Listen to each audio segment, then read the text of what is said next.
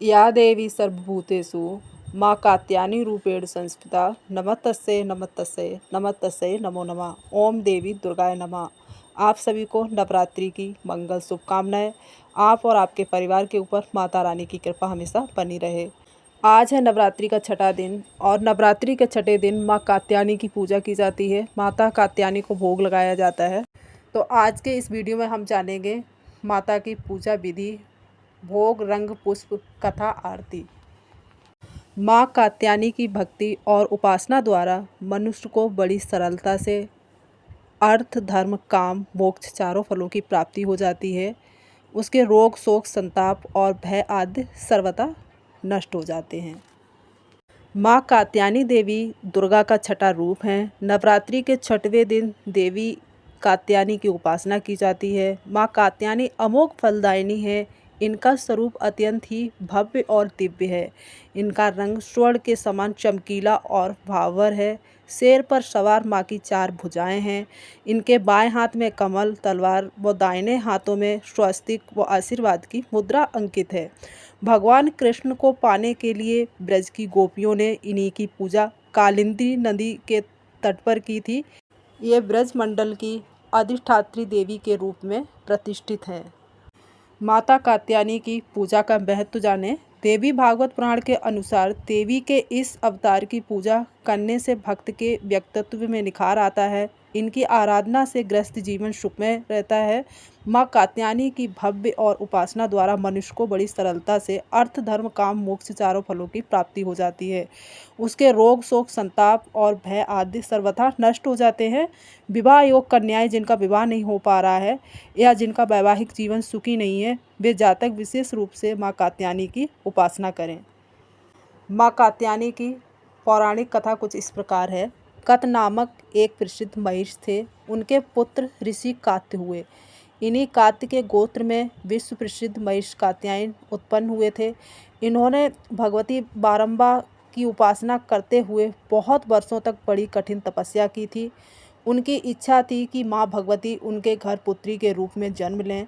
माँ भगवती ने उनकी ये प्रार्थना स्वीकार कर ली।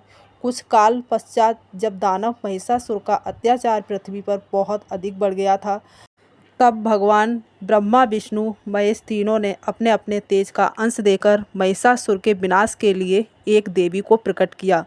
महिष कात्यायन ने सर्वप्रथम इनकी पूजा की और देवी इनकी पुत्री कात्यायनी कहलाईं। कात्यायनी माता की पूजा विधि कुछ इस प्रकार है। नवरात्रि के छठे दिन सर्वप्रथम गणेश जी का पूजन करना चाहिए। उपस्थित कलश में सभी देवी देवताओं का पूजन करना चाहिए। उसके बाद माता कात्यायनी का पूजन करना चाहिए। सर्वप्रथम हमें शुद्ध जल से गणेश जी को स्नान करवाना चाहिए। फिर हमें उपस्थित कलश में सभी देवी देवताओं को स्नान करवाना चाहिए। फिर हमें माता रानी को स्नान करवाना चाहिए। हमारे पास जो पूजा की सामग्री रखी है उस पर थोड़ा सा जल छिड़क कर उसे पवित्र कर लेना चाहिए। खुद के ऊपर थोड़ा जल छिड़क कर पवित्रीकरण कर लेना चाहिए गंगा माता का ध्यान करते हुए। अब गणेश जी को पुष्प अक्षत वगैरह अर्पित करने चाहिए। रोली का तिलक वगैरह करना चाहिए। फिर उपस्थित कलश में सभी देवी देवताओं को भी अक्षत, पुष्प, रोली से तिलक करना चाहिए। माता रानी का अच्छे से पूजन करना चाहिए। फिर उसके बाद अगर आप कोई यहाँ पर पाठ या चालीसा वगैरह करते हैं, कोई सप्तशती पाठ करते हैं, कोई चालीसा वगैरह करते हैं, हमें वो पाठ कर लेना चाहिए। और पाठ करने के बाद अब यहाँ पर हमें माता रानी को भोग लगाना चाहिए। तो भोग में आप जो भी आहुतियाँ माता रानी को लगाते हैं वो हमें भोग अच्छे से मिक्स करके अच्छे से बना लेना चाहिए। धूप, घी, शक्कर, ड्राई फ्रूट्स वगैरह मिलाकर तैयार कर लें भोग को। अब माता को यहाँ पर 5, 7, 11 आहुतियाँ करनी होती हैं। आहुतियाँ आप मंत्रों के द्वारा भी लगा सकते हैं। आज कात्यायनी माता की पूजा है तो कात्यायनी माता का भोग है। माता रानी को ध्यान करते हुए भी आहुतियाँ लगा सकते हैं। या देवी सर्वभूतेषु माँ कात्यायनी रूपेण संस्थिता नमस्तस्यै नमस्तस्यै नमस्तस्यै नमो नमः। या ओम देवी कात्यायनी नमः ये बोल के भी माता को आहुतियाँ कर सकते हैं।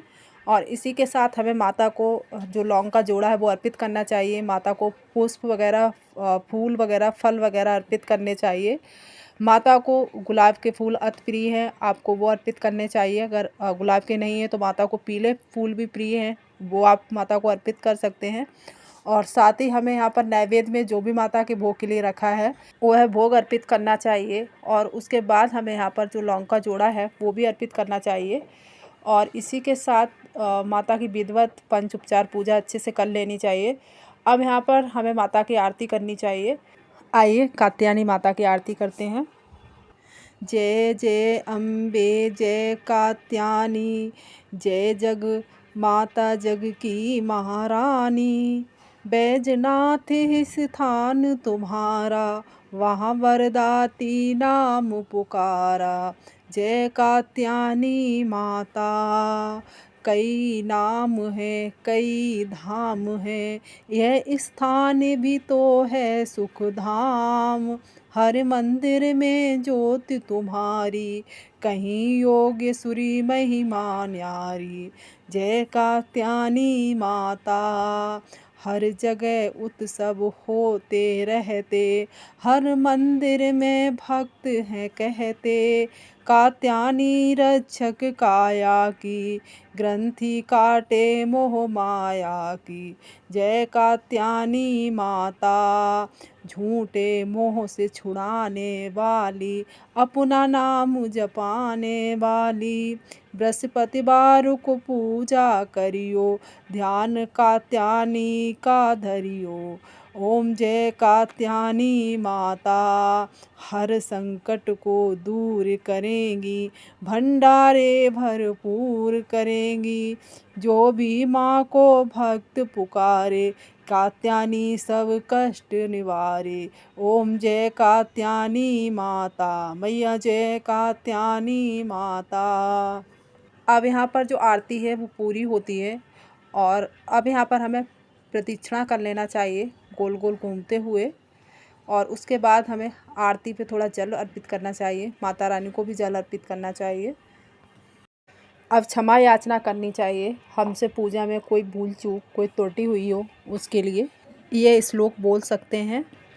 आवाहनम ना जनामि ना जनामि, विसर्जनम पूजा चैव ना जनामि, क्षम्यतां परमेश्वरी।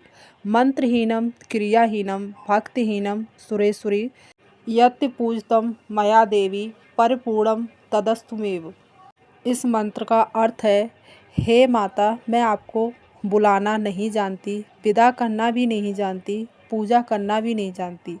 कृपया करके मुझे क्षमा कीजिए। मुझे ना मंत्र याद है और ना ही क्रिया। मैं भक्ति करना भी नहीं जानती, यथासंभव पूजा कर रही हूँ। कृपया मेरी भूलों को क्षमा कर इस पूजा को पूर्णता प्रदान करें। सभी देवी देवताओं की पूजा में क्षमा याचना करनी चाहिए, तभी पूजन कर्म पूरा होता है। अब यहाँ पर हमें माता से प्रार्थना करनी चाहिए। अगर हमने विशेष कामना के लिए पूजा रखी तो हमें अपनी वो कामना कहनी चाहिए और सुख शांति समृद्धि हेतु में माता से प्रार्थना करनी चाहिए। स्वस्थ जीवन हेतु प्रार्थना करनी चाहिए, खुद के लिए और परिवार के सभी सदस्यों के लिए। और इसी के साथ हमारी जो पूजा है वो गाइस समाप्त होती है। जय माता दी।